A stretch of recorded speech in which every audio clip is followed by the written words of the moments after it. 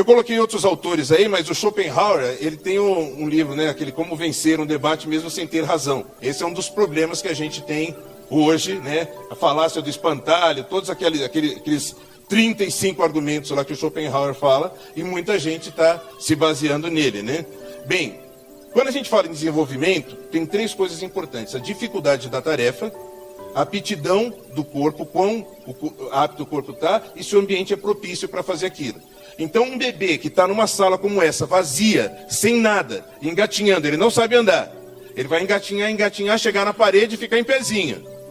Ficou em pezinho e, bumba, caiu, bateu a cabeça na parede, no chão. Vai abrir o berreiro. Ele fala, pô, é uma experiência ruim, esse negócio de ficar em pé na parede, o bebê vai entender, você não precisa explicar para ele, mas ele entendeu o significado de ficar em pé é cair. Então, bem, essa tarefa de mandar ele ficar em pé e andar não é fácil. Por quê? Porque o ambiente não é propício. Agora, se você colocar uma mesinha no centro, ele engatinha até a mesinha, ficar em pé na mesinha. Aí ele começa a rodear a mesinha e rodeia, e ajoelha por cima da mesinha, passa para o outro lado, daqui a pouco ele se solta e segura na mesinha e se solta. Ele vai andar mais rápido. Ele vai se desenvolver, o desenvolvimento corporal dele vai ser mais rápido. Por quê? Porque o ambiente era propício. Então, ele está apto, por exemplo, se fala assim, você consegue correr dali até aqui? Porque ele já passou por essas outras fases. Então, por que isso é importante? Por que eu estou descrevendo isso? Para a gente entender o que é um abuso. Quando você pede para uma criança fazer uma tarefa da qual ela não está apta, você está abusando dela. Você fala assim, olha, você consegue carregar aquele saco de cimento? Claro que não. 50 quilos é muito pesado, eu não consigo. Olha, papai vai te desafiar, tá vendo aquela raquete ali? Ou a professora com o Ayrton falou, pega a cadeira e leva para lá. Cadeira de plástico, ele consegue. Ela é vinha. Então, você desafiou e ele conseguiu, o que acontece? No coraçãozinho, na mente da criança, uma realização. Ele não conseguiu, o que acontece? Uma frustração. Então você pode gerar todos os dias frustrações e aptidões. Então, em todo aprendizado, eu coloco, resumir, baseado no pensamento do David Galahu, 3 fases. Uma que a gente chama de rudimentar, né? Outra elementar e a outra madura. Então, tem criança que fala assim, não, meu filho, o pai fala, meu filho chuta a bola com as 2 pernas, ao mesmo tempo, né? Ele não tem assim ainda o controle, então ele não tem assim muita habilidade, mas, ou seja, você não pode esperar que uma criança que nunca pegou uma bola vai ter a habilidade do Ronaldinho, ou do Neymar, né? Depois ela passa por uma fase que você está vendo que ela puxa, ela já faz algumas coisas, e uma fase madura, e isso vale, pessoal, naqueles 3 que estavam aqui, o corpo, na alma e no espírito. Eu colocaria assim o desenvolvimento pleno. Quando a gente fala de desenvolvimento integral, a gente está pensando no desenvolvimento dessas 3 áreas. Você está pensando no desenvolvimento do corpo, as crianças vão no pediatra e tem uma curvinha de crescimento, que o pediatra vê, olha, daqui, se estiver abaixo dessa curva, ele está com crescimento abaixo. Se estiver acima, também ele pode ter algum problema. Por exemplo, um tumor na glândula pituitária, por exemplo. Então, você olha o que é normal a criança se desenvolver naquela fase, né? Para o corpo, mas para a alma e para o espírito. Então, dependendo do que acontecer, vai ter... Vocês estão vendo que tem uns quadradinhos? Eu pus uns quadradinhos em branco. Isso a gente chama de gap, né? Lacunas. Está faltando isso daqui, ó, no corpo para se desenvolver. A criança subnutrida vai ter problemas. A história do Davi é interessante, né? O menino que eu mostrei lá, hoje ele tem assim, quase 2 metros de altura, tem 1,90 m e pouco, né? E ele, todos os documentários da Globo, da Record, Sport TV que fizeram com ele fala, então, pergunta, você ia lá, o professor Joanilson, né? Porque você gostava dele? Não, eu ia lá por causa do lanche. Que tinha lanche, então, entendeu? Né? Eu ia por causa do lanche. Então, crianças que não tiveram lanche, será que iam ter o mesmo desenvolvimento dele? Deu para ver que ele comeu bastante lanche. Mas, em outros aspectos da vida, né? Por exemplo, em capital cultural, coisas que vão para a mente, para a alma, as crianças precisam se desenvolver. Só que hoje a gente tem a seguinte questão para a construção de um modelo mental para as crianças. evidências para as teorias ou teorias para a realidade. Então, o Meyer Pearman, no livro dele lá, Conhecendo as Doutrinas da Bíblia, a introdução dele eu acho fantástica. Ele diz o seguinte: as plantas nasceram antes da botânica, os astros antes da astronomia, Deus antes da teologia, a música antes da teoria. O que nasceu primeiro, as plantas ou a botânica? As plantas. Os seres nasceram primeiro ou a biologia veio primeiro e criou os seres? O ser humano, os animais.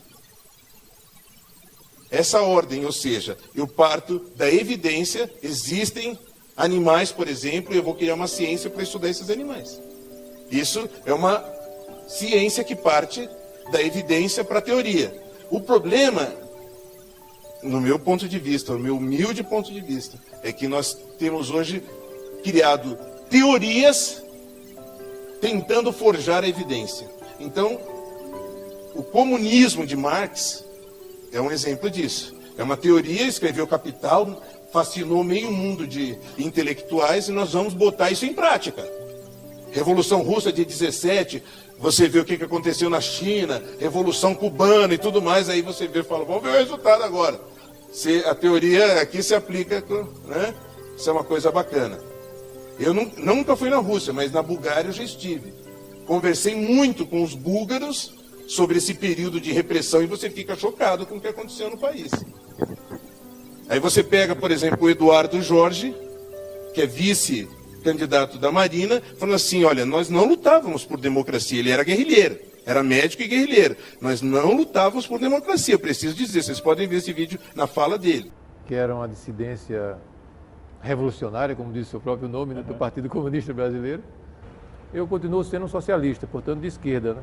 Mas sou uma pessoa que acredita que a democracia é uma questão essencial, coisa que nós, na época da esquerda leninista, etc., né, nós não considerávamos. Nós achávamos... A democracia como um sistema ideal? Não, nós éramos pela ditadura. Do proletariado? Do proletariado. E nós éramos contra a ditadura militar, mas éramos a favor da ditadura do proletariado. Isso aí é preciso dizer a verdade toda, né? E às vezes eu ouço meias verdades, né? Como a ditadura militar nos oprimiu barbaramente, né, de forma violenta, muitas vezes as pessoas pensam, né, que não existiam no campo da esquerda coisa igual e até pior, em vários aspectos, né? O Stalin e o Hitler, eles disputam pau a pau a medalha de ouro de genocidas na história recente. Nós lutávamos por uma ditadura do proletariado, que fazia coisas muito piores do que até a ditadura brasileira que nós tínhamos. Nós combatíamos o que a gente chamava de ditadura, mas nós não lutávamos por democracia, nós lutávamos por ditadura também. Então, é o outro lado da história. Mas a nossa mente é como um paraquedas, só funciona se estiver aberta, né? Se a nossa mente estiver fechada, ela não funciona. Bem, a ideologia de gênero, ela é um exemplo disso, é um modelo que diz que menino não é menina, menina não é menina, né, que vai se formando. O documentário do Harold é muito interessante para isso, né? A gente sabe que tem, você pega a Camille Paglia, que é lésbica, é uma pessoa assumidamente de esquerda, e ela fala, a ideologia de gênero é um abuso. The popularity and the availability of sex reassignment surgery. So it's someone who is feeling doesn't feel that he or she belongs to the biological birth gender. People are being encouraged to intervene in the process. Parents are now encouraged to subject the child to procedures that I think are a form of child abuse. Either the hormones to slow puberty, okay, actual surgical manipulations, etc. I think that this is wrong. That people should wait until they're of an informed age of consent. Parents should not be doing this to their children. And I think that even in the teenage years, it's too soon to be making this leap. People change, people grow, and people adapt. Principalmente no que se refere a tratar, por exemplo, com hormônios crianças saudáveis, a amputar membros de crianças saudáveis. Se falou de uma tatuagem, e a criança pode se arrepender com a tatuagem. Você imagina então se amputar um menino, a quantidade de suicídio que pode ter depois disso pode ser gigantesca. Um dos exemplos que eu trouxe um só, é do Dr. William Money, né? Com esse menino, né? Que nasceu Brian, né? Era gêmeo, ele e o irmão, e foi fazer uma cirurgia de fimose. E aí, a cirurgia de fimose era com um negócio de cauterização, um negócio quente. E o médico errou a mão e queimou o pipi do menino. Aí queimou de um jeito que destruiu o pipi do menino. Solução, os pais tinham visto o Dr. Money na televisão com uma teoria que ninguém nasce menino e ninguém nasce menina. Então vamos amputar de uma vez, reconstruir o órgão genital como uma menina. Vocês nunca vão falar para esse menino que ele é menino, vão criá-lo como uma menina. E ele foi criado dessa forma. Mas ele sempre querendo brincar como menino. Bem, na adolescência ele descobriu toda a história, tentou se colocar como homem, e o fim desse menino, né, que virou David, depois ele foi... Essa aqui, Brenda, é como os pais o chamavam. O fim desse menino foi o quê? Suicídio. Né? A gente falou sobre suicídio antes, fiz uma apresentação em Amapá, em Macapá, todas as cidades onde eu me apresento, eu gosto de perguntar, como é que é a cidade, como é que é a juventude aqui? Uma psicóloga, promotora de eventos que me recebeu no aeroporto, ela falou o seguinte: aqui em Macapá, uma coisa que tem nos assustado é a quantidade de suicídio de jovens. É muito grande. Os jovens, o que eles têm feito? Juntam 4 ou 5, compram a bebida mais barata, com o maior teor alcoólico possível e bebem até amanhecer, se não entrar em coma. Paz, proteger, prover e promover, né? Nós temos, às vezes, um sistema de ensino e até a maneira como falamos das coisas muito eficiente, mas não é eficaz. Eficiência é você conseguir cavar um poço bem bonito. Nossa, mas que poço lindo! Olha, mas perfeito! Olha esse... Nossa! Um círculo perfeito! Olha esse tijolinho lá embaixo. Que maravilha! Muito eficiente esse poço. Só tem um detalhe, ele não tem água. É um detalhe. Então ele não foi eficaz. Então nós precisamos da eficiência e da eficácia. Ou seja, toda essa teoria, se a gente não conseguir transformar a realidade, né, um encontro como esse não vai nos servir. Nós precisamos, de alguma maneira, sermos eficazes em transformar essa realidade. Né? As pessoas, para seduzirem o corpo das crianças, e aí que está, como um fala com o outro, né, usam essa estratégia, que é uma estratégia que a gente chama no marketing de AIDA. A AIDA primeiro, eu chamo a atenção para alguma coisa. Como é que você chama a atenção para alguma coisa? Você está andando tranquilamente na feira, num dia de domingo, e o feirante diz: bom dia, dona de casa! Como está a senhora? Acordou agora, né? O que aconteceu? Chamei a atenção. Aí, a dona de casa olha para o feirante e ele tem um pedaço de manga. Olha aqui, tá uma delícia, experimenta. Ela, delícia, hein? Gostei dessa manga. Desejo. Abre o desejo de comer mais. Comi um pedaço, eu quero outro pedaço. Agora você vai pagar para isso. Para você ter outro pedaço, você vai ter que ter ação de pagar. Aí você leva uma dúzia. Então, a AIDA, chamar a atenção, despertar o interesse, o desejo e a ação. Um pedófilo faz assim com a criança. Ele pode, vocês já devem ter visto experimentos em que um cara chega com um cachorro. E a criança fica, como é que é o nome dele? Que lindo! Eu tive uma experiência assim, sem querer, eu passei com o meu cachorro todo dia, eu levo minha esposa no metrô de Jabaquara, e lá tem umas praças, e eu passei com o cachorro.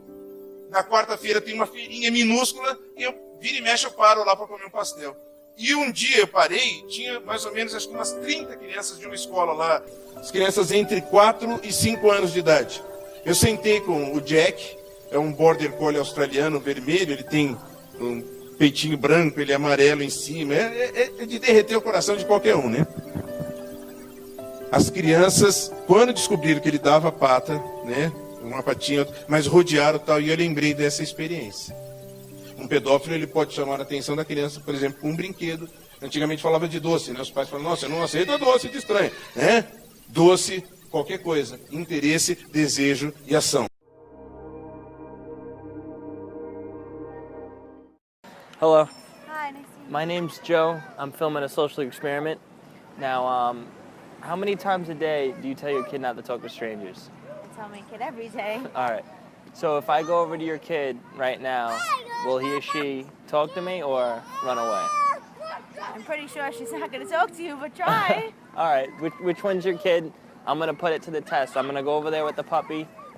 She's right there. She's right over there? Yeah, and then Jean's after you. All right. I'm going to go over there and I'm going to talk to her as a stranger. All right? Hi. Hi. Look at the puppy. Puppy. Look at the puppy. Like the puppy? Yeah. Can you guess what her name is? Duncan. Duncan? You were close. Her name's Donuts. I got some more puppies. Want to go see the other puppies? Yeah. All right, let's go. Come on. Right over here. Give me a hand. Por quê? Porque ele vai dar significado, mas ele não vai dar um significado imediato, ele vai contar uma história para que aquilo faça sentido para a criança, entende? Como a criança não tem elementos ainda para distinguir o certo do errado, é muito fácil a criança cair nessa, né? Porque é esse pensamento do Benjamin Franklin, né? Me conte e eu esquecerei, me ensine e talvez eu lembre, mas me envolva e aí eu aprendo. Não sei, eu coloquei o quadrinho ali, vocês estão identificando o que é aquele quadrinho no canto superior esquerdo ali? São dois pinguins no filme Tá Dando Onda. Tem uma cena do filme que ele fala assim, você tem que construir uma prancha, essa prancha está dentro desse tronco. E ele tem uma raspadeira assim, que ele vai raspar e fala, não é assim. Olha, tem que ser mais delicado. Não. A cena deve durar, sei lá, uns 2 minutos, mas angustia quem assiste, porque ele interrompe o menino umas 30 vezes. Não deixa ele fazer. Vai interrompendo. Então, ou seja, lembrem-se que em abuso, abusadores vão envolver as crianças através da construção de um modelo mental gradativo. Não é nada chocante. Eu sou um monstro, sou um abusador, eu vou abusar de você. Não. É muito diferente, né? Vai se posicionar na mente da criança, né? Posicionamento é uma coisa ligada em marketing que chama top of mind. Sabe aquele refrigerante famoso? Aquele refrigerante, não diga o nome, aquele refrigerante muito famoso. Aquele iogurte de morango muito famoso, sabe aquele? Aquele iogurte muito famoso de morango. Aquela esponja de aço de lavar louça, sabe aquela esponja de lavar louça? Esse fenômeno em marketing a gente chama top of mind, é o topo da mente. A primeira coisa que vem à tua mente quando você pensa em refrigerante, talvez a maioria tenha lembrado da Coca-Cola. Talvez a maioria tenha lembrado do Danone e do Bombril. Eu não preciso perguntar porque eu sei como vai se posicionar na mente da maioria. E aí, em marketing, tem uma outra coisa chamada reposicionamento de marca. Então, a Havaianas é um chinelo de pobre, pobrinho. A Havaianas tem uma parceria de 50 anos com a Gerdau, né? Quebrou a tira, enfia o pregão, né? Aí você anda com a Havaiana com o pregão, né? Havaiana e Gerdau, uma parceria infindável. Olha só, a Havaianas hoje não é mais chinelo de pobre. Tá a propaganda do cara na praia, vendendo sorvete, ele vê lá o artista famoso, fala, nossa, olha ele, né? Olha a mulher dele, que bonita. E ele olha pro chinelo do cara, o cara tá usando uma Havaiana. Quer dizer que ele é de outra classe social que não é minha, ele é rico, eu não, mas ele usa Havaianas também. Havaianas não é uma coisa mais de pobre. É uma coisa cute, uma coisa sofisticada. Então, o que acontece? O que é isso? Reposicionamento de marca. Dentro dessas discussões sobre sexualidade infantil, o que estão tentando fazer, de certa forma, é reposicionar a ideia na tua mente. Se reposicionar na tua mente que pedófilo não é um criminoso, é um doente, que precisa de carinho, de ajuda e compreensão, você vai começar a aceitar que é normal. Né? O que é normal? Eu sugiro 2 filmes interessantes que não tem nada a ver com sexualidade diretamente. Os 2 estão no Netflix. O Experimento de Milgram, né, a experiência de um psiquiatra judeu, uma experiência real. E ele queria saber se dava para reproduzir o nazismo nos Estados Unidos. Ele entrevistou centenas de psiquiatras. A resposta foi E em 98% dos casos, os psiquiatras disseram: é impossível que o povo americano seja nazista, que o nazismo pudesse nascer nos Estados Unidos, como foi na Alemanha. Impossível, que o americano é diferente. É diferente. É um povo bem diferente. Aí o experimento era muito simples. Chamava uma pessoa no metrô, dava uma grana, tenho $15 aqui para você receber, respondeu um quiz. Tudo bem? Tudo bem. Ah, maravilha, vou receber. Só que é o seguinte, cada resposta errada que você der, eu vou te dar um choquinho. Choquinho de nada. Choquinho de nada. Só que a segunda resposta, o choquinho vai aumentar um pouquinho mais. Um pouquinho mais, tá bom. Aí, na terceira resposta errada, um pouquinho mais o choque, tá? E até que a gente chega num choque de 450 volts, tá bom? Aí, o que ele queria? Ele estava testando as pessoas que iam aplicar o choque. Porque o outro estava na sala do lado respondendo certo e errado. E ele ia errando. Aí na última, o cara da sala do lado estava berrando: não, pelo amor de Deus, não, não. E ele olhava para o cara e falava: e aí? Ele falou: não, o experimento é nosso. Você pode fazer, tranquilo. Você não tem culpa de nada. Nós estamos aplicando. É um teste científico. Pode dar um choque, não, sem problema. Mas ele falou que vai morrer, queria cair. Não. E a pessoa aplicava o choque. É o experimento de Milgram. Quando terminava o experimento, pegava a pessoa que aplicou o choque e falava: por que você fez isso? Ah, porque me mandaram fazer. Então quer dizer que se mandarem você matar alguém, você mata? Não, eu sou uma boa pessoa, eu não faria isso, não. Então, que tipo de pressão social? Tem um outro experimento, tem um outro filme também, que vai até o fim, para ver se a pessoa é capaz de matar o outro. Eles simulam a morte da pessoa, mas é interessante esses experimentos. E o outro de Stanford, também da cadeia, pós-graduandos em psicologia, uns fazem o papel de policial e outros fazem de prisioneiros. Era um experimento que era para durar 4 semanas, durou 4 dias. Porque os caras tiveram um colapso mental tão grande que o experimento não pôde continuar. Tal o grau de humilhação que um infligia ao outro. Bem, como é que a gente se vê? Ayrton falou a importância da... Tá vendo a velhinha aí, na cadeira de roda, mas como é que ela está se vendo na parede, né? Jesus fala: ame ao teu próximo como a ti mesmo. Se você não ama a si mesmo, você não consegue amar o outro, né? Se você se acha muito imperfeito, se você se acha... Você vai ter dificuldades para amar outra pessoa, porque você vai sempre ver defeitos nela como você vê em si mesmo. Se você amar a si mesmo, você vai conseguir amar o outro. Aí a importância, não do que as pessoas dizem a respeito da criança, mas o que ela sente a respeito de si mesma. Mas isso é importante. No Davi, eu coloquei o Davi no começo só para dizer uma historinha rápida que eu vou contar sobre ele.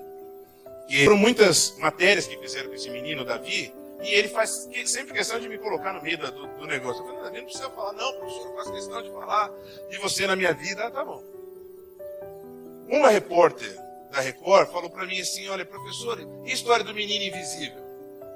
Do Davi? Eu falei: não sei a história de menino invisível. Ele nunca contou para você? Eu falei: não, nunca contou, não sei que história que é essa. Ele falou que ele ficava na pracinha de Moema, então, garoto de rua, as pessoas chegavam até ele e desviavam. Ele ia falar com as pessoas não olhavam, como se ele não tivesse ali, desviava da paisagem, como se fosse um obstáculo, uma pedra, alguma coisa no caminho, mas não olhavam para ele. E isso, ele como criança, ao invés de ficar ofendido, ele brincava com o irmão, falava assim: eu tenho o poder da invisibilidade. A irmã falava: não tem nada. Ele falou: você vai ver. Ele parava no fim da pessoa assim. A pessoa vinha, desviava, ele olhava sorrindo para o irmão e falava: tá vendo? Aí ele falou assim: só que ele falou que no dia que você chegou na praça, você olhou para ele e ele sabia que ele não estava invisível. E você enxergou ele de longe. Eu devo muito ao professor Joanilson, desde quando ele me conheceu até hoje, por ele ter sempre acreditado em mim e colocado na minha cabeça que eu ia ser um grande atleta. E me emociona depois ver que ele acreditou na história, né? Eu falei, porque quando ele era pequeno, eu tinha ouvido uma história de um cara na Praça da República que pintava quadros. E esse cara lá, ele cansado de pintar os quadros tradicionais de pessoas e paisagem, ele começou a pintar os mendigos da praça. E aí, só que ele pintava o mendigo de terno e gravata, com uma valisa, saiu do carro. Aí, o que acontece? Ele mostrava o quadro para o mendigo. Você conhece mendigo? Não, não conheço. Não conheço. Até que um dia o mendigo falou assim: olha, esse aí sou eu. Não é assim que eu te vejo, então é assim que eu vou ser. Aquilo mexeu tanto comigo que eu comecei a falar para as crianças que eu treinava, como se eu estivesse pintando um quadro e falava, olha, você está vendo como é que eu te vejo, Davi?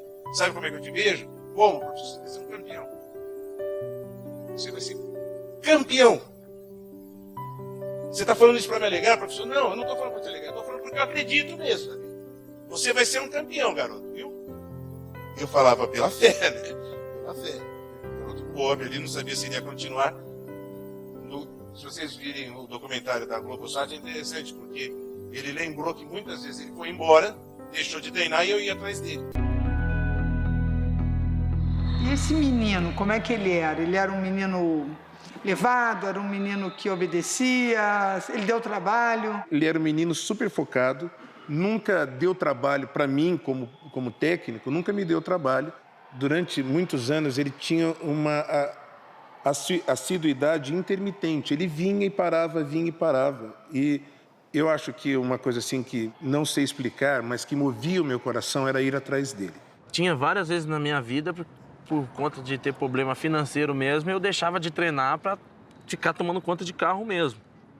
E toda vez que eu deixava de treinar, ele sempre vinha aqui, falava com a minha mãe, falava comigo, insistia mesmo para eu voltar para o esporte. E o Joanilson sentava com ele lá na praça, conversava, explicava, falava que devia lutar, fazer esporte. Eu não apostava muito, né? Eu deixava ele ir, mas era uma maneira de eu proteger eles, né? Eles ficavam lá, estudava de manhã e à tarde eles iam para lá e ficavam lá a tarde toda.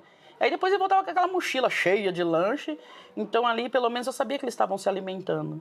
Eu devo muito ao professor Joanilson, desde quando ele me conheceu até hoje, por ele ter sempre acreditado em mim e colocado na minha cabeça que eu ia ser um grande atleta. E me emociona depois ver que ele acreditou na história, né? Porque não era só uma história assim Não era só uma história do meu coração, uma coisa que estava na minha mente, mas uma coisa que entrou, internalizou nele, ele acreditou e foi em busca do sonho e ele conquistou pelo esforço próprio dele.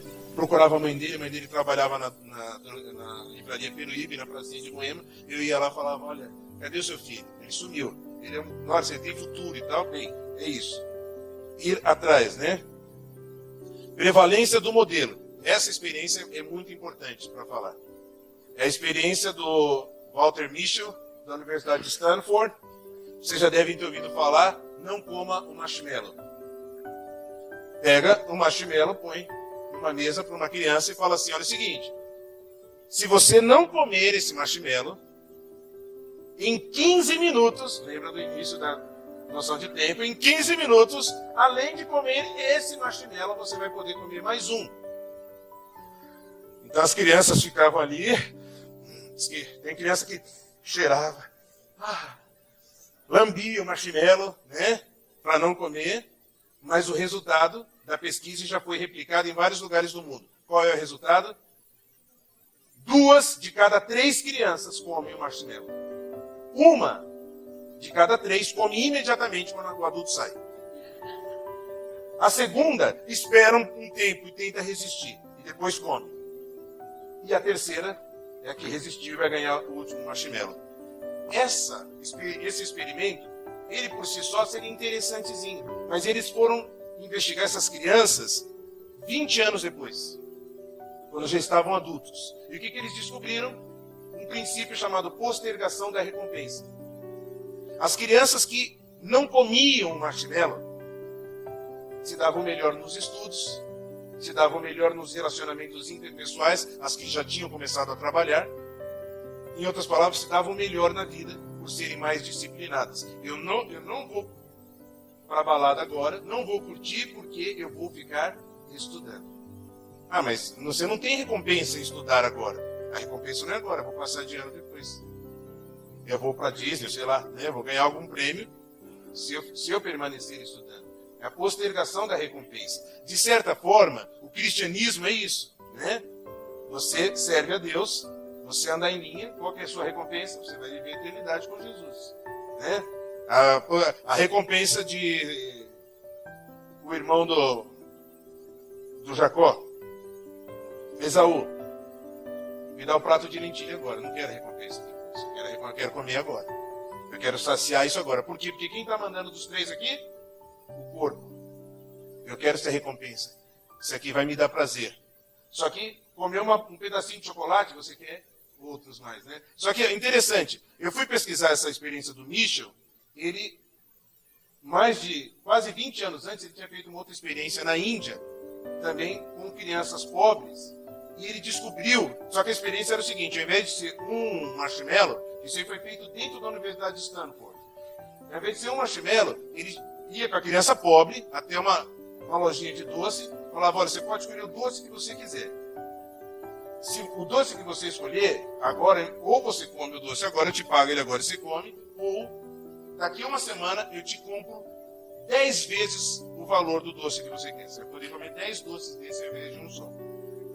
Ele descobriu que as crianças que comiam doce na hora eram as crianças que não tinham pai. As crianças que não tinham figura paterna comiam doce na hora. As outras, muitas vezes, esperavam e postergavam a recompensa. Vou avançando. Está quase no fim. É só para dizer, isso daqui, o caderno das coisas importantes distribuído pelo MEC. Nesse caderno, eles colocaram para as crianças, no canto superior direito, onde está o gato ali, está escrito, tem umas palavras que é para as crianças relatarem, vocês estão vendo que tem, ó, como foi, quem foi, onde foi, quando foi. Sabe o que é isso? Para as crianças relatarem as ficadas delas. Crianças, relatem as suas ficadas. Tá? Como foi, o segundo, com quem, onde foi e quando foi, para a criança relatar. Tá bom? Agora, deixa eu colocar aqui para eles colocando o que é uma ficada, que é o que está escrito ali, que está pequenininho, não dá para vocês entenderem. Uma ficada no canto superior direito. Pode ser uma porção de coisas. Eu escrevi grande para a gente poder ler direitinho. Uma ficada pode ser uma porção de coisas. Beijar, namorar, sair, transar. Relate aí embaixo as mais espetaculares ficadas da história. Ou pelo menos da sua história. Gente, modelo mental para uma criança. Qual o significado disso para uma criança? Num grupo escolar. Eu vou voltar no assunto, eu vou passar um filmezinho do comercial Eu Tenho.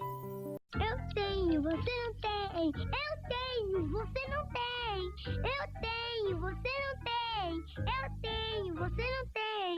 Eu tenho. Chegaram as tesourinhas Mickey e Minnie da Mundial. Só você ainda não tem.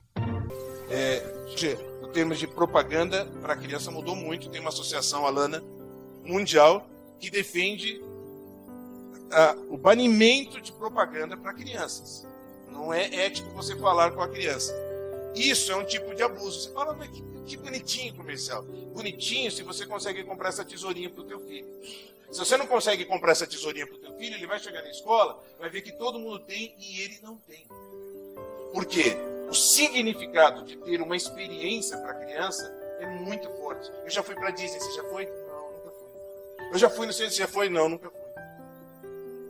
Eu tenho essa tesourinha, você tem? Não, não tenho. Então, essas experiências para as crianças tem sido fundamental. Esse é praticamente o último slide. Qual que é o ardil? Eu programar a mente das pessoas adultas é difícil. Por quê? Porque a programação já está feita. Eu teria que reprogramar a tua mente para você entender o que eu estou falando. Um exemplo é que o Ayrton falou, entre aspas, contra o capitalismo e eu falar a favor do capitalismo. Se você tem um pensamento mais a favor do capitalismo, você vai rejeitar porque o seu pensamento está criado. E o oposto é verdadeiro. Agora, numa criança, ela não tem isso pronto ainda. Os modelos estão sendo construídos. E nas lacunas, o ardil ao invés de reprogramar, eu vou programar. Por isso que a gente fala de normatizar. O que é normatizar? Norma vem de normal. O normal é isso. A norma é essa. Então, se você não está nessa norma, você está fora. E aí, a criança tem essa coisa Do eu tenho, você não tem. Eu sou, você não é. Então, se eu não sou assim, eu não sou bacana. Se eu não sou assim, eu não sou legal. Se eu não tenho essa roupa, eu não sou legal. Porque a criança, o valor que ela dá para si mesmo depende muito do que as pessoas dizem para ela. Daí a importância dos pais em sempre elogiar qualquer avanço, qualquer conquista. Você parabenizar a criança, parabéns. Ah, mas eu não fui o primeiro. Não tem problema que você não foi o primeiro, mas parabéns pelo teu esforço. Parabéns porque você chegou. Agora, dentro da escola, ela tem uma influência assim também dos amigos, dos professores. E aí, a importância da gente entender qual modelo que de fato a gente está apresentando e vai apresentar. São muitas as vertentes e eu tinha que seguir num caminho para escrever, quando o Juarez me pediu, que eu tinha escrito, eu demoro muitas coisas porque minha mente é assim, né? Eu escrevi primeiro sobre mimetismo, eu achei que eu ia escrever sobre mimetismo, depois escrevi sobre modelo mental, que é o capítulo 3 do livro. Mas uma coisa complementa a outra. O mimetismo, sabe o que é? É a capacidade da criança em aprender imitando o outro. Né?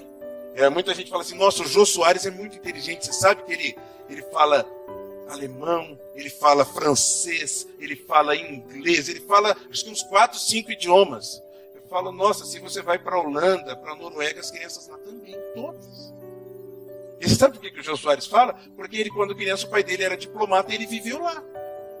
Agora, todas as crianças de lá também falam vários idiomas, ou seja, eu faço imitando. E aí, só para a gente lembrar, Paulo diz o seguinte, sede meus imitadores, como eu sou de Cristo. Então, mais do que pregar ou ensinar modelos, eu acho que o nosso desafio é nós nos tornarmos modelos. E quando eu falo nos tornarmos, é porque nenhum de nós está pronto. Se você olhar Pedro, você vai ver a quantidade de erros da vida de Pedro e vai falar assim, nossa, esse cara...